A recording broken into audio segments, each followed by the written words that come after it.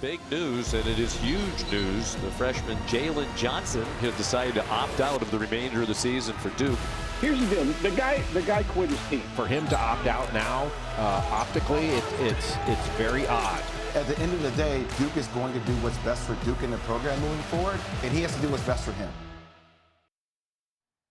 It's the college basketball story that ruled all of sports media over the week. You just saw it. Five-star recruit, Duke freshman, projected lottery pick Jalen Johnson opted out for the rest of the season so he can get ready for the 2021 draft. We're going to get ready for some insight with it with one of our favorite experts. You watch him every single weekend on GameDay, LaPhonso Ellis. LaPhonso, thanks so much for the time. So let's start with the basics here. What was your reaction to Jalen's decision to opt out? Yeah, I was shocked initially, and part of that was just the timing of it all in the latter part of the season. But then as I was able to take it in a little bit more, I could start to begin to understand why he would potentially make that decision. But certainly, my immediately thought about it was one of shock.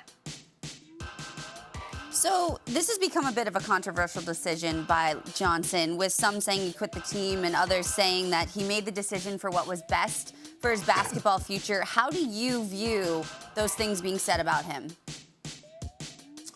Well, I think much of it is difficult really to judge because we don't have all of the information. I know the optics aren't great, but the reality is he has a responsibility to look out for his future, his family's future, of course, in the context of his teammates and his coaching staff. My hope would be that he would have talked to his coaching staff, his teammates. They would have come to a reasonable agreement, either agree to disagree or agreed in understanding where he's coming from. Because, folks, what we're talking about here, it's an interesting thing. So there's been so much criticism about the decision that he's made. Yet, if it were reversed and he would have blown out a knee, many of the detractors would be saying, wow, they weren't going to make it to the NCAA tournament. He wasn't playing for anything. Why didn't he opt out? And so in many cases, unfortunately, he's in a situation where he just can't win. But I can certainly understand where he's coming from. He's trying to protect his draft stock. This kid has an opportunity to be potentially the 6th pick in the draft. And if he's the sixth pick, you're talking about a guaranteed at least $11 million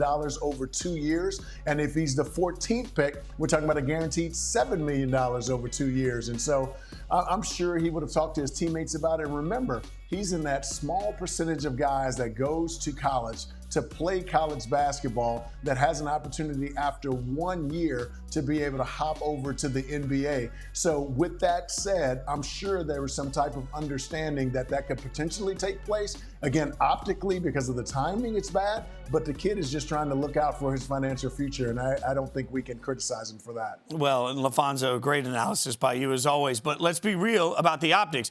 Duke stinks, right? Duke's not good this year. So how much does does that factor into this entire decision for a player? Well, again, I can't speak for him because I don't know what really went into it. But I remember my 5th season playing for the Denver Nuggets.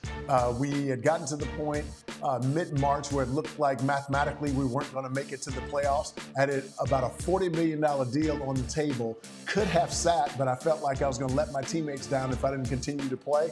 I blew out my Achilles tendon, averaging 22 points a game that year, the most in my career, and that $40 million was gone. So again, for these guys who are in a unique, rare airspace, who have the opportunity to play 1 year of college basketball and jump on to the NBA, it's a business decision for them. And so knowing that they weren't going to make the NCAA tournament, he decided to pull himself out and to prepare himself for the draft. I can't blame him for that because, again, conversely, if he blows out a knee, now he's missed out on that opportunity. And I'm not disappointed with the decision that he made. Well, the shoes on the other foot game is my favorite play to play. Most people, shoes on the other foot, would make a very cautious personal decision with millions of dollars on the line. Now, that being said, Syracuse head coach Jim Boeheim is a legend, obviously. Everybody knows his words have resonance. He spoke this week. This is what he said about the decision. His quote: "That guy was hurting them so much, they are actually much better now without him. He was just doing some things and keeping other people from playing that are good." What's your reaction to those comments? Well, I've always had a policy that you don't talk about other teams, you talk about your teams. And so I'm a little disappointed that Coach Boeheim attacked him at that level. But at the same time, Coach Boeheim comes from the old school, which is where I've come from, and I've had to adjust a little bit because for my generation, it does look like you're running out and you're abandoning your team. Again, the thought process for these kids, these one and dones were few and far between in my day. Shaquille O'Neal was in my draft class, and he left after his sophomore, junior year. And so, again, it's more business guiding the decisions for, in this case, Jalen Johnson to opt out. So I can understand where Coach Boeheim's coming from. I come from the old school in terms of that mentality as well. But at the same time, there's a business aspect for that few who have an opportunity to go to the NBA after 1 year. And again, I am not disappointed with him, nor can I criticize him for making that business decision. So we saw it a lot last year with in college football with players and teams opting out of bowl games. Do you think this is just the beginning for players opting out of the remainder of the season?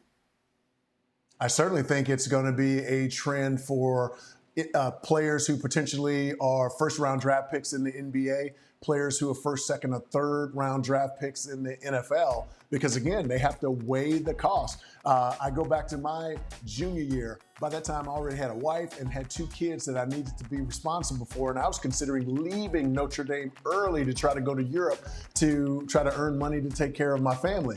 My coach, John McLeod, came in my senior year, who had coached in the NBA for 18 years, talked me out of it, came up with a game plan by which in the context of the team concept, he could get me there. That ended up being a very fruitful decision and ended up being the 5th pick in the 1992 draft. And so, again, it's so different these days because you have to factor in the business aspect of it. Most students go to school to put themselves in position to be able to make a nice living coming out of college to start. So why are we faulting young athletes from doing the same? God, I could spend an hour on this soapbox, LaPhonso. I appreciate your honesty with it. Let's talk about the next phase in Jalen Johnson's basketball journey. Let's look at the latest 2021 NBA mock draft done by Jonathan Givony and Mike Schmitz, an article you can read, by the way, by signing up for ESPN+.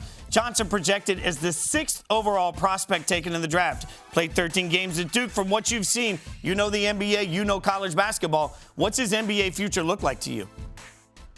Well, you're talking about a guy that's 6'9", 225 pounds, very versatile, can pull it off, a terrific rebounder, rebounds it on the defensive end, can push it in transition, create offense for himself by getting in the lane, and is a really good passer. And he's shown a proficiency to be able to knock down the 3-ball. He's shooting over 40% from the 3-point line. So with a lot of work and some focus and some intense time in rounding out those other aspects of his game, I think Jalen Johnson has an opportunity to have a long NBA career because of his length, versatility, ball handling, vision, and overall feel out there on the floor.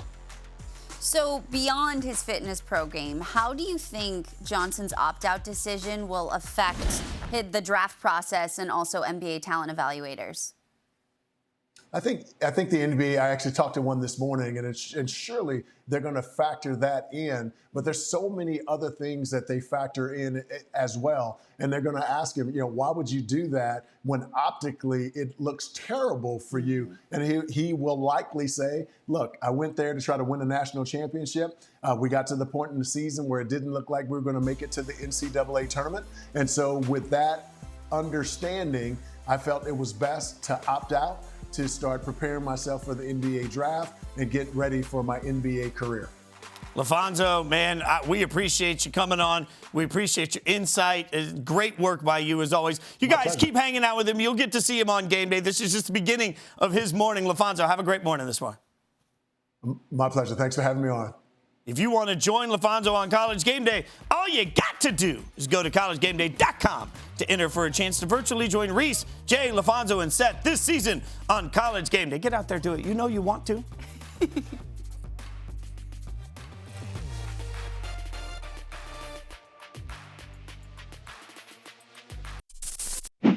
Thanks for watching ESPN on YouTube. For live streaming sports and premium content, subscribe to ESPN Plus right now.